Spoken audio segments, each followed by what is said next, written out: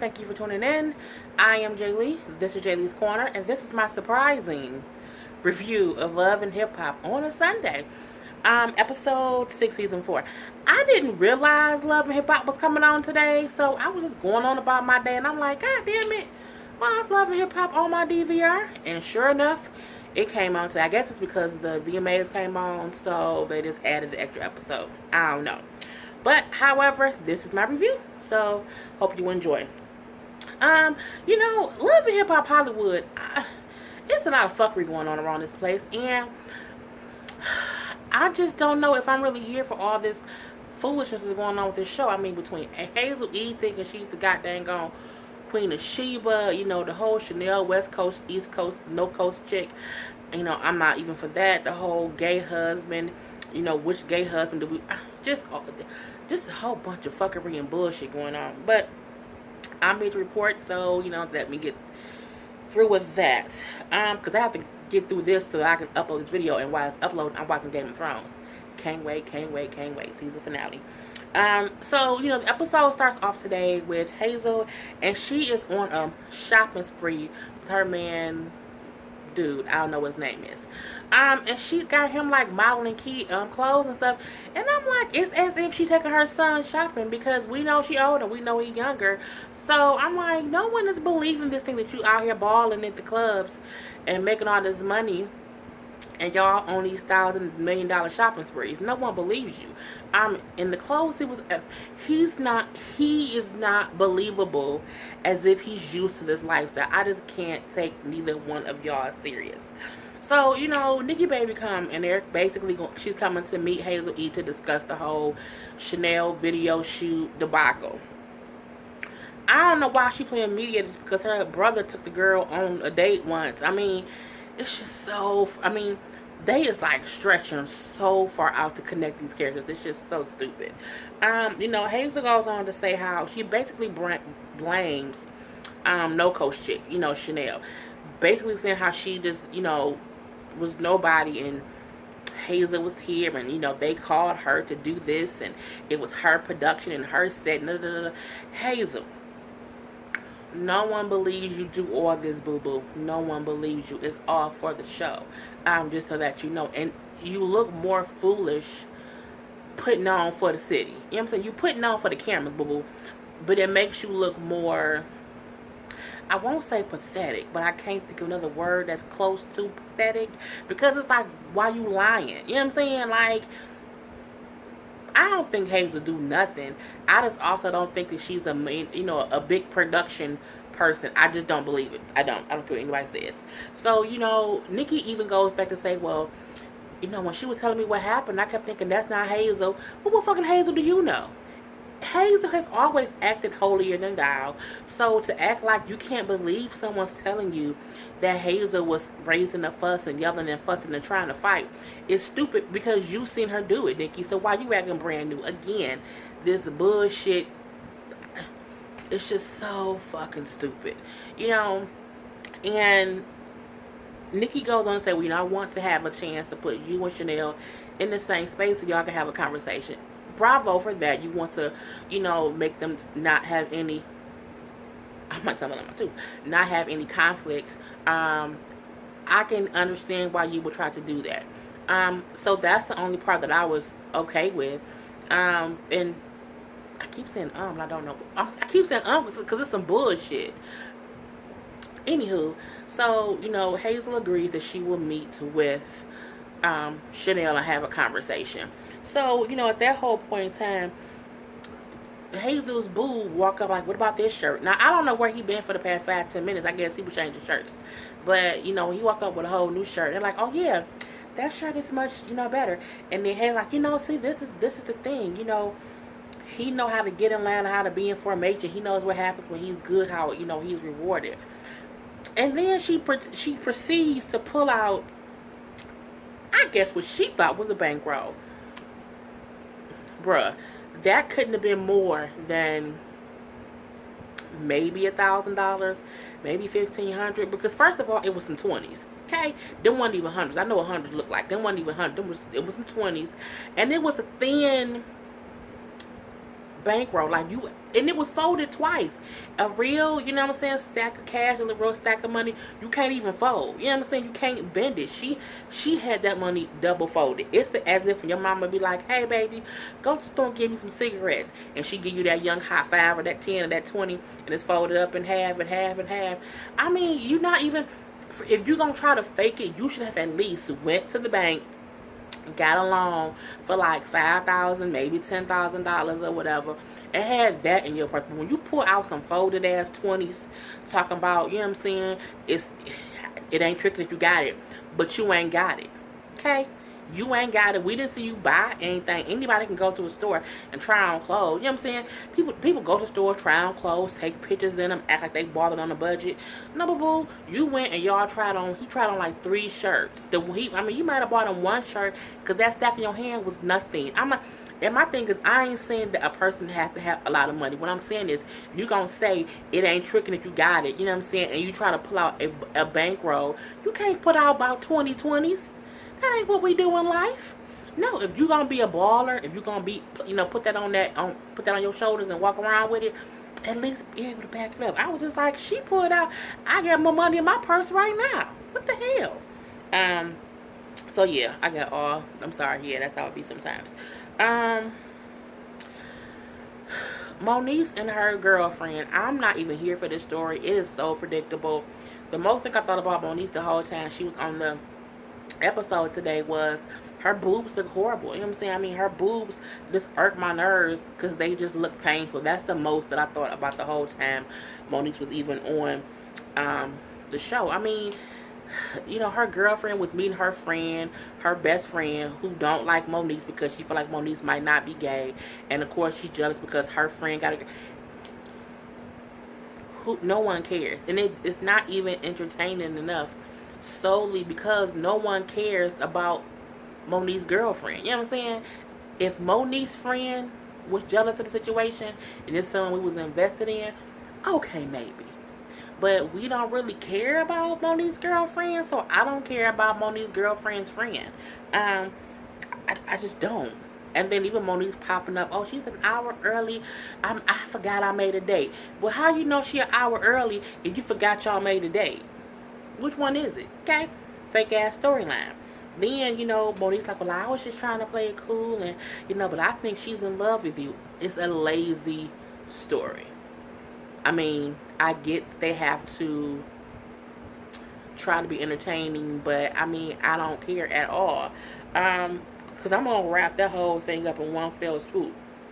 I like how Fizz and Moniece's girlfriend get along. I think that's wonderful because, again, Moniece and Fizz does have a child, and it is a good thing to see the child gets along with the girlfriend, and, mom being gay isn't affecting him in any kind of way, which some people think it could, but of course it's not. Fizz and the girlfriend get along. They're able to be friendly around the sons. I think that whole dynamic is great. Even how he says the girlfriend has helped Moniece be a better mom and spend more time with the son. The funny part was we seen AD spending time with the baby and not Moniece, but we ain't gonna talk about that. And then even when AD go to see her friend, and who go to see it and talk to their friend at the strip club when they dancing? I don't have any dancing friends, me personally, but I know some strippers, they're not my friend or whatever. But I'm not going to the strip club to talk to my friend who worked there. Like, if she on the pole dancing, I mean, I just feel like that ain't the time I should bother her. She at work. I don't want my friends coming to bother me at my office job because I'm working. But I just, you want to talk to her at the strip club, so when she climbed out off the pole, she just sit down in her stripper gear and y'all have a conversation. And she's saying how, she don't feel like Moniece is really gay. How, Moniece is barely taking care of the baby that she really is. I mean, who gives a fuck? Okay? Why do you care? You ain't fucking her. Anybody who have that much dick can't be gay. You know how many people who took dick and had kids and then they lesbians? Do you know? I mean, do you know? It's women. Again, it's a dumbass story, and I feel like they pushing it too hard, and it's just so.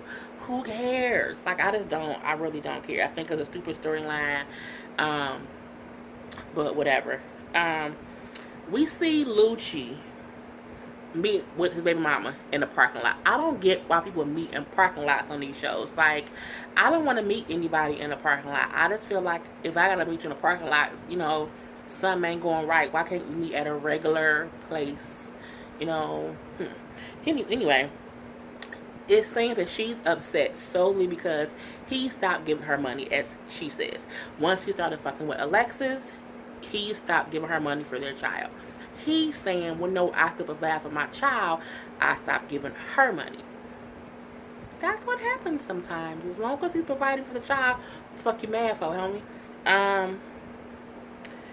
I mean, and she seems mad in real life that he moved on, because she kept saying, you was fucking her, and 3 days later you wasn't calling me, and you keep fucking all these different people. And I'm like, so you mad because he's basically moved on? And if he keeps fucking other people, why are you trying to be with him? You know what I'm saying? Why you want to be with him if you see he ain't shit? I mean, why would you come across the country? It's just beyond me. And then even when she said you didn't call your son for 3 days, he said, well, yeah, because you was acting crazy. I think some baby mamas need to understand, sometimes when you acting beyond insane, like when you on a whole different level, the dude gotta just back up, give you space to breathe. I mean, you should still in some way absolutely be in contact with your child, but sometimes if the mom is preventing that, you have to give her time to get over whatever she's mad about, and maybe y'all can have a conversation when she's no longer pissed. He did say, you won't even let me see my son. She said, yeah, because you out here fucking other bitches. You can't be holding that kid hostage, my mom. That's not even what you really should be doing. And then I keep saying, she kept hitting the car like, when you came here, you told me something different. And I'm like, well, fuck, who fucking car is she going King Kong on and hitting up? I hope it ain't my car. What I would be saying if I was in the parking lot. I'm like, y'all is having a conversation on like, he on one side of the car, she on the other side of the car. And they just arguing back and forth, and security in the middle. I mean, it was just stupid, you know what I'm saying? And he telling her, like, no matter who I'm with, no matter if I'm not with Alexis, I'm not gonna be with you. And she like, well, I don't care, because you ain't shit. You ain't never gonna be shit. I mean, she basically talking to me with Eddie Kane Jr. You ain't shit. You ain't gonna never be shit. Your daddy ain't shit. Your mom ain't shit. I mean, nobody's shit compared, you know, as she's saying. And it seems petty. It seemed like it had nothing to do with him as a father. In my personal opinion, it seems like she's mad because, one, he stopped giving her money, and two, he fucking other people, is what it seemed like.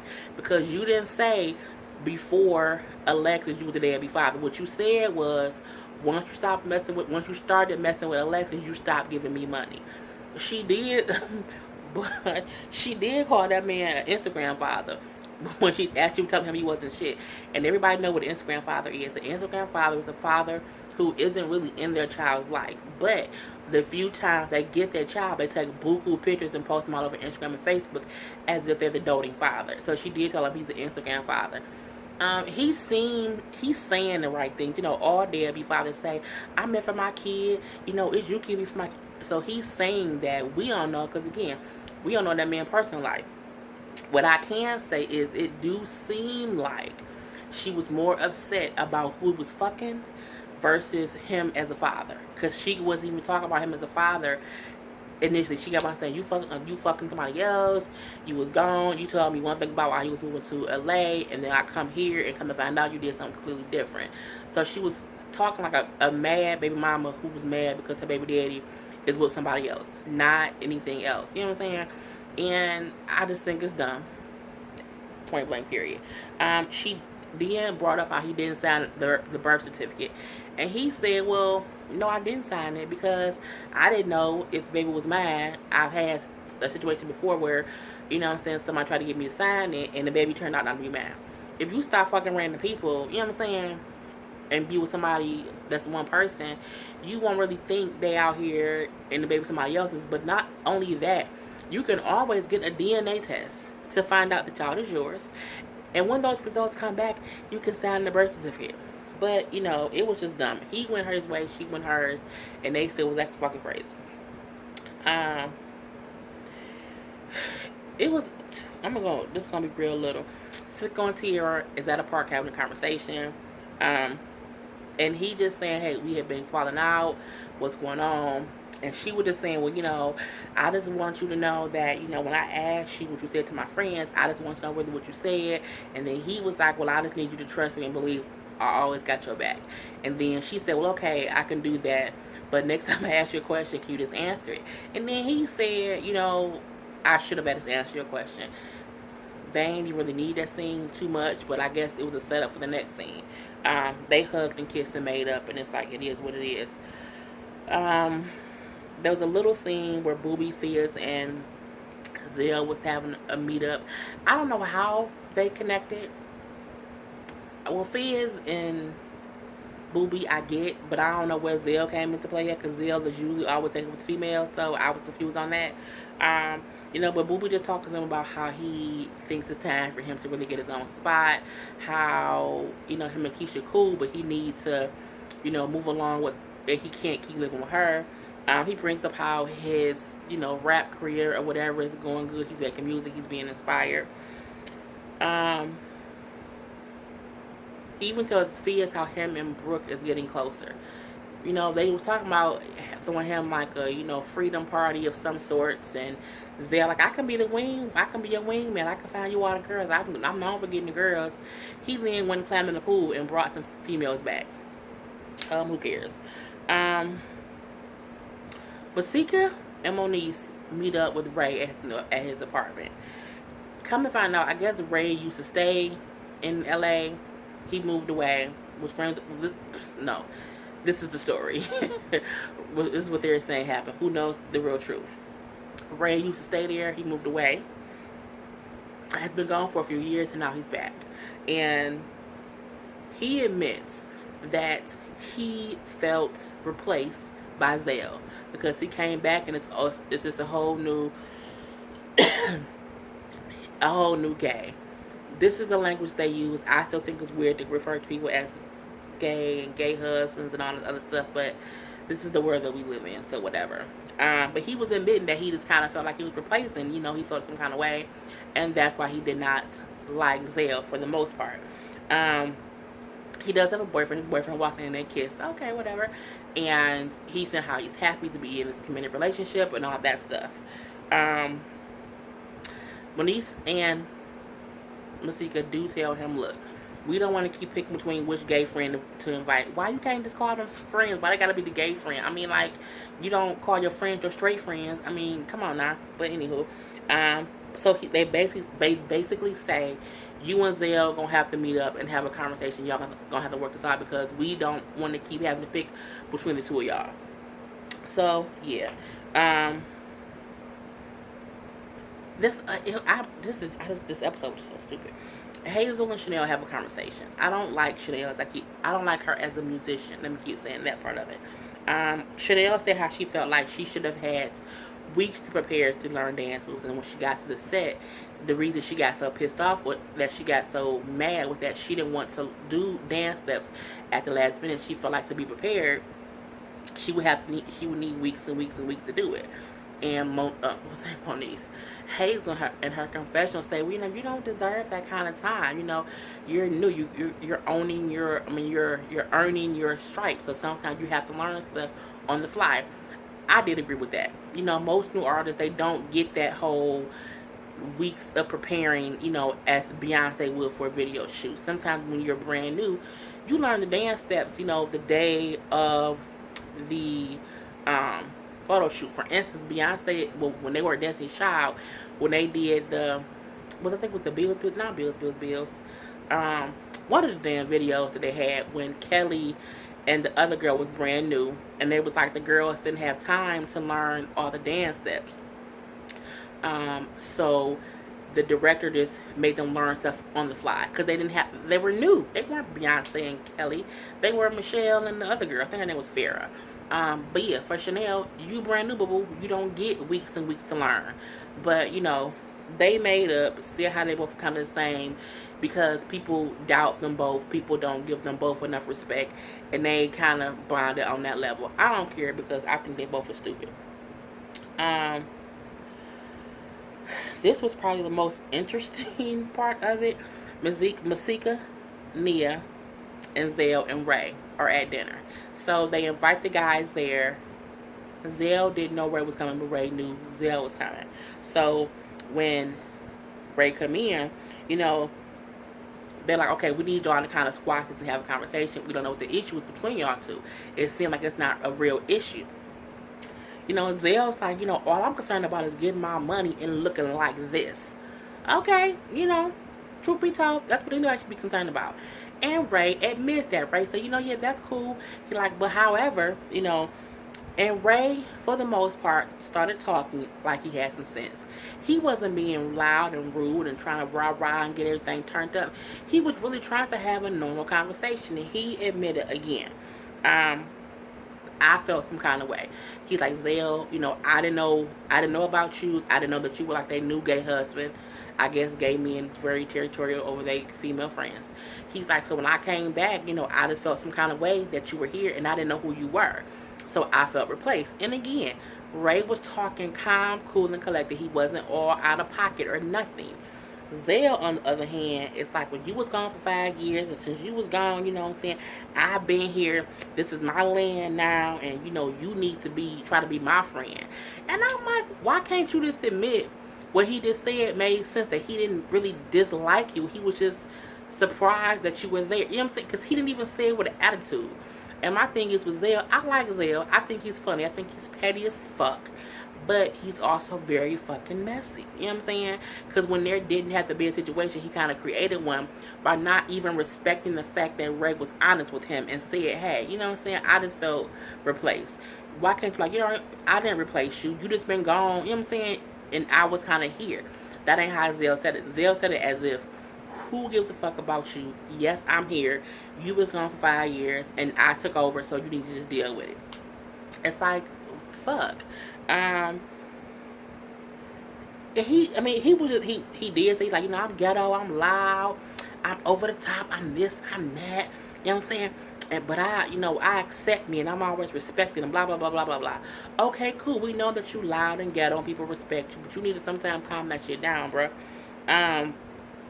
Ray then says, you know what, I just want to get something out the way. You know, you've been DMing the guy I'm dating. I'm like, where the fuck does this come from? He then pull out pieces of paper of proof of the DMs. And they're like, wait, when is these DMs from? So I'm guessing they have to be recent because he said of the guy I'm dating. And Zell like, well, he probably want to suck my dick. I'm looking like, damn, Zell. He want to suck your dick and he suck his Ray dick? I mean, why everybody gotta get their dick sucked? Why can't you say, well, who is it? Maybe I didn't know he was your man. I mean, you could at least say, well, who is it? You know, I didn't know he was your man. You know who it is. He went right to, well, yeah, if I'm DMing him, he must want to suck my dick. I'm looking like, damn, really? Bruh, I'm just like, Zell was just crazy. He then goes on to say, you know, if I DM him, you know, it probably mean I already fucked him and you ain't know. I'm like, and the whole time, Ray like, what? You know, why would he want to suck your dick? Why would he want to do that? What? You don't know him. You didn't fuck him, whatever. And then, you know, Zell then says, how much you paying him? He like, paying him? Paying who? Paying what? He like, because you got to be paying him. You have to be paying him to be with your fat ass. I'm like, this is where I have to, you know, cut in and be personal. I don't get how people assume that just because the person's plus size, that a person don't want to be with them.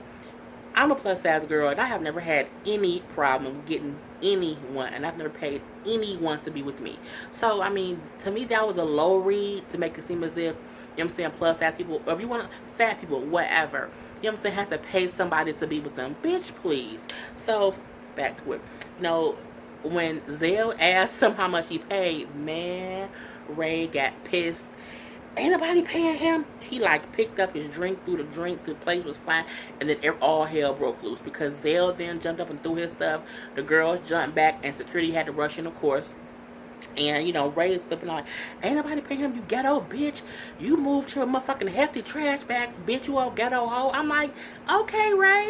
You know what I'm saying? Throw them shots that he moved here with some goddamn old hefty bags. Really meaning you claim to be this old paid, you know, fly, flossy, all about fashions, but you moved here in motherfucking hefty bags, okay? Hefty bags. I was like, read his ass. And Zell on the other side, like, fuck you fat hoe, and, you know, you big whale, you need to eat this food, I know you hungry. Again, I feel like fat jokes is easy read, you know what I'm saying?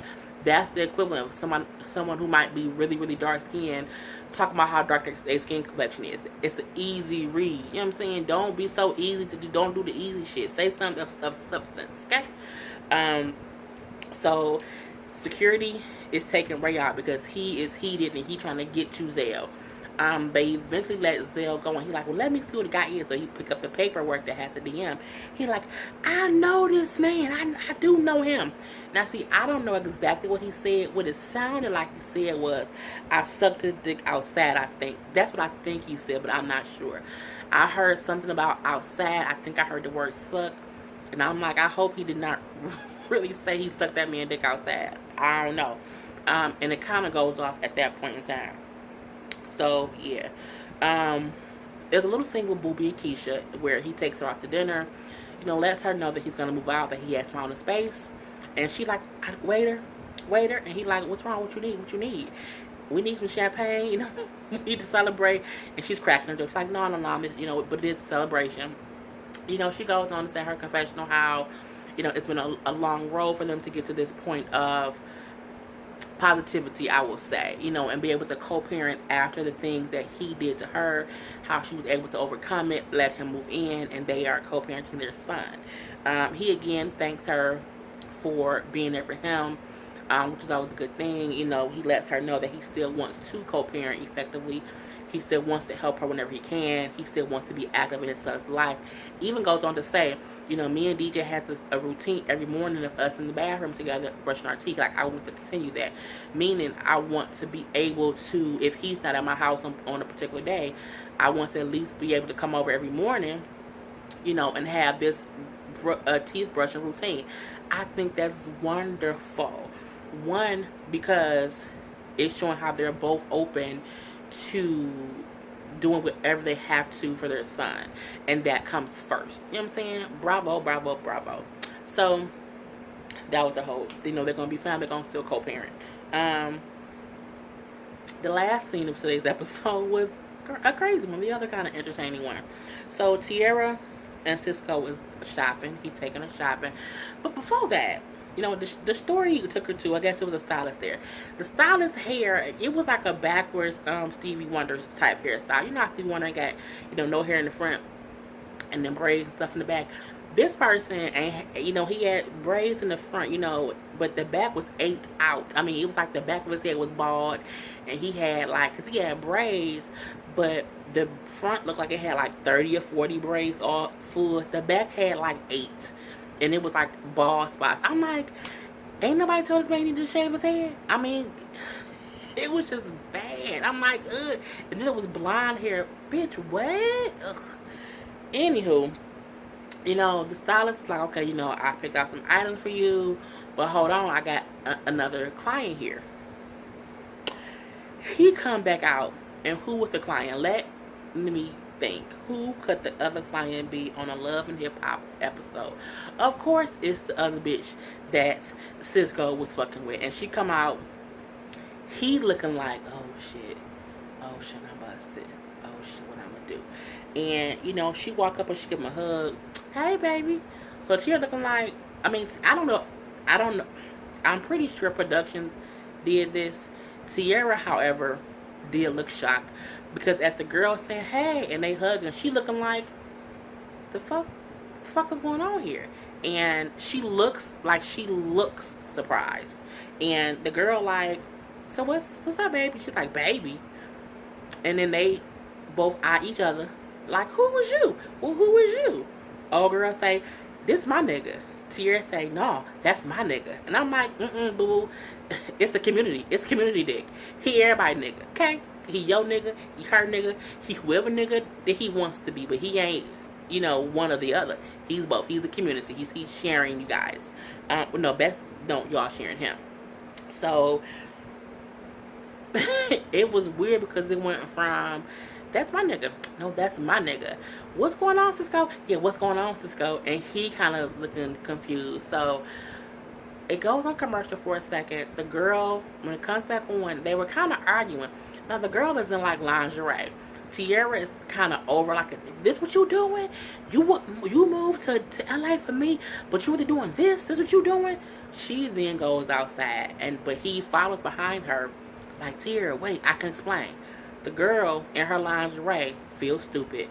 Where's you going? You my nigga. What you following behind her for? What you looking at old stuff for? Clearly, he fucking that girl, so you look stupid. She then says, if I gotta fight a chick over him, I'm gonna fight. So you gonna stay on national TV in lingerie on the street, on the corner. You gonna say, if I have to fight, I will.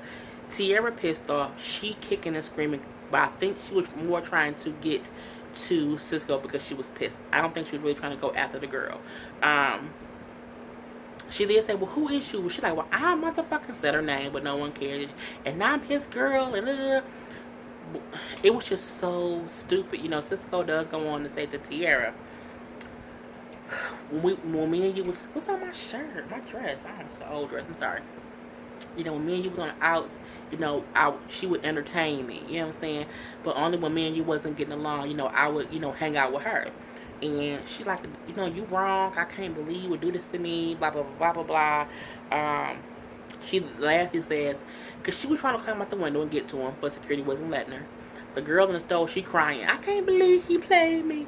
Girl, shut up.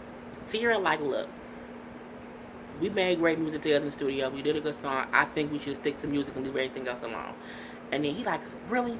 Really, Tierra? Really, TT? And she like, you know, yeah. You know? And as the car pull off, she gives him the finger, she pulling off.